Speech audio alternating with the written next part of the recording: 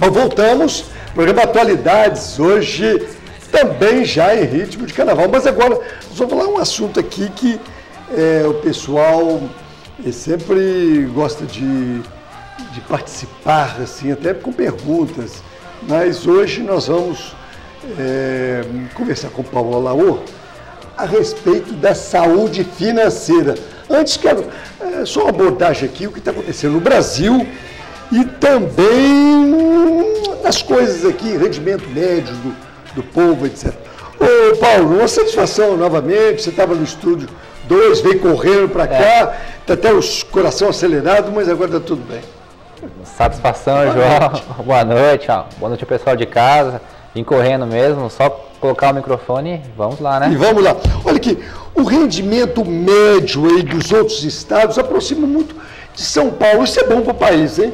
Sem dúvida, isso demonstra um maior equilíbrio da renda, né? E são alguns fatores que nós podemos explicar. O primeiro seria a Bolsa Família, né? Sim. Que no Nordeste, na parte norte do Brasil, né? Influenciou muito, João, porque tem famílias que antes não recebiam nada e de repente tem uma injeção de dinheiro do governo. E um outro contraponto também aconteceu na cidade do Rio de Janeiro, né? Que foi até capital do país, né? Depois, depois da criação de Brasília, o centro financeiro assim, de São Paulo, o Rio foi um pouco esquecida, principalmente nos anos 90, no começo da parte de violência no Rio, foi se esquecendo o Rio.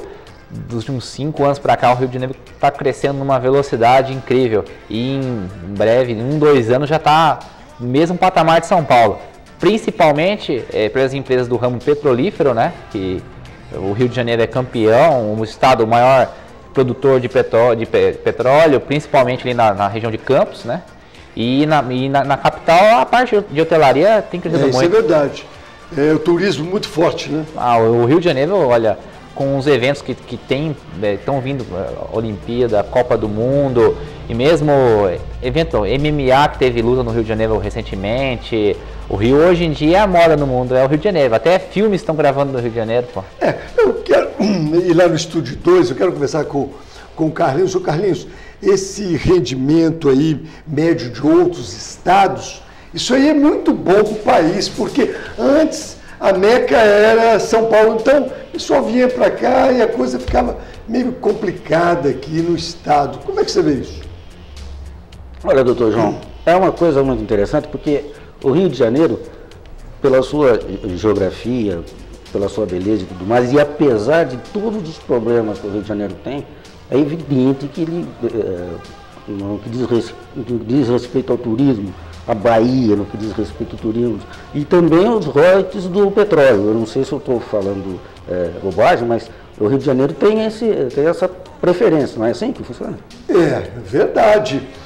Amilcar, então o rendimento de outros estados, isso aí poupa um pouco São Paulo de um fluxo muito grande, às vezes pessoas, e tem uma coisa, hein? Pessoas às vezes que não estavam tão capacitadas, que podem se capacitar lá no seu estado. Como é que você vê isso?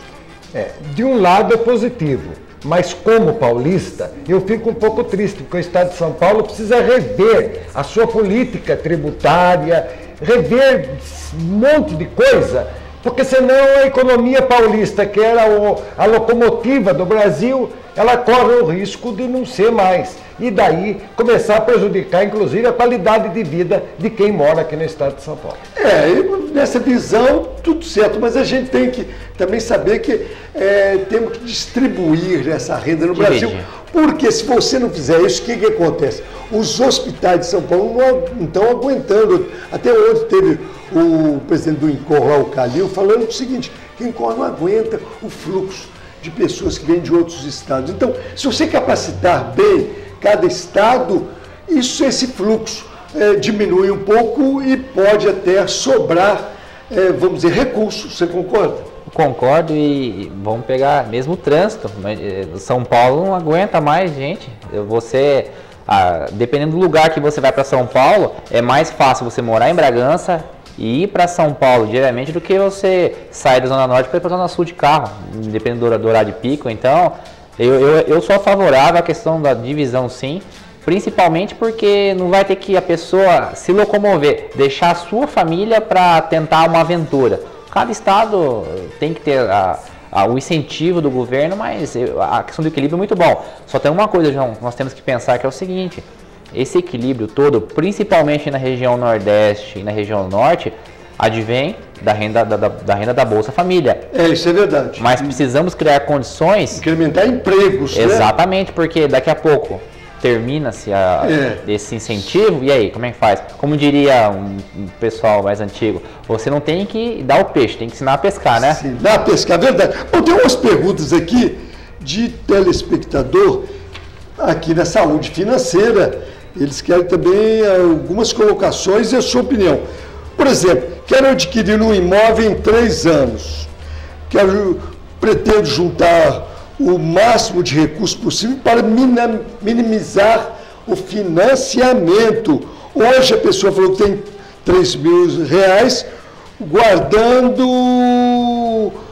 guardado, né? E então pergunta qual a melhor maneira de aplicar para ter esse rendimento e comprar o pretendido.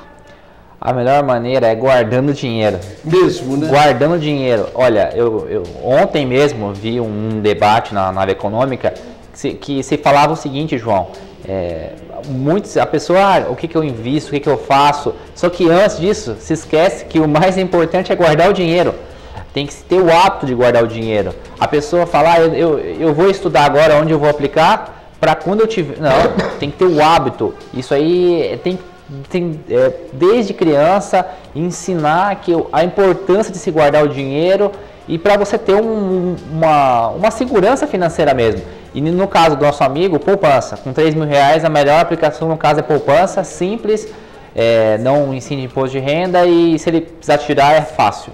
A melhor aplicação é poupança. Mas pessoal de casa, poupe, guarde dinheiro, é fundamental. Começa guardando, depois você pensa nos modos de aplicar, João, mas primeiro a gente tem que guardar. E só a título de curiosidade, saiu uma pesquisa agora na Infomoney, muito interessante, que fala que 82% da população adquire empréstimo e não sabe a taxa de juros. Não sabe, né? Não sabe. Vai ao banco, precisa de dinheiro, não sabe quanto está pagando de juros. Olha que ponto nós chegamos. Isso é lamentável, hein? Porque a pessoa daqui a pouco está endividada. Está endividada e é complicado, né, João? Bom, tem uma outra pergunta aqui. Qual a melhor avaliação que você faz do mercado financeiro no momento? Quer dizer, no início de ano, o senhor quer fazer uma aplicação, qual a melhor local para se aplicar aí? Bom, começo de ano, em janeiro, bolsa foi muito bom. Fevereiro também, hoje subiu bem, mas eu recomendaria Tesouro Nacional, Tesouro Direto, a princípio. Tesouro Direto. Está pagando bem, renda fixa também está pagando bem também. É aquilo que a gente já vem conversando desde sempre. É a diversificação. Você não pode colocar todos os ovos numa única cesta, né, João? Diversificar um pouquinho, colocar um pouquinho em Tesouro Direto, um pouquinho em ações. Mas no momento agora, a bolsa deu uma subida.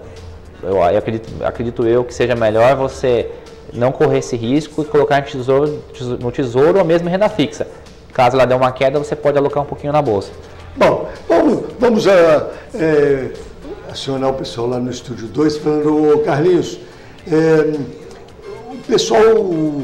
o Paulo falou aqui que a pessoa não está acostumada a poupar, a guardar dinheiro. Você acha que o cidadão brasileiro tem que aprender assim, a ter assim, sua economia bem administrada? Como é que você colocaria isso? Olha, doutor João, é muito interessante, eu sou até suspeito de falar porque eu não guardo dinheiro, eu tomo muito, é muito gozado isso. Mas eu acho que o brasileiro, de modo geral, não tem essa cultura, né? De guardar, de poupar, essas coisas assim, até porque, eu acredito por ele não ganhar tão bem assim. Então, aquele negócio, né? Vende almoço para comprar janta. Então, eu acho que não é que não tem o hábito, é que não sobra mesmo para guardar. Doutor João, o senhor me permite? Claro. Posso fazer uma pergunta para o Paulinho? Eu queria saber do Paulinho o seguinte: o Brasil é considerado a 6ª maior economia do mundo. Parece que é isso. É o seguinte, Paulinho, já conversei com você a respeito. É a 6ª maior economia do mundo porque os outros países estacionaram, estão com problema na sua economia, ou porque o Brasil cresceu realmente? E aí, Paulo? Boa pergunta, Carlinhos, lá do Estúdio 2, um abração. Nenhum nem outro, sim os dois ao mesmo tempo.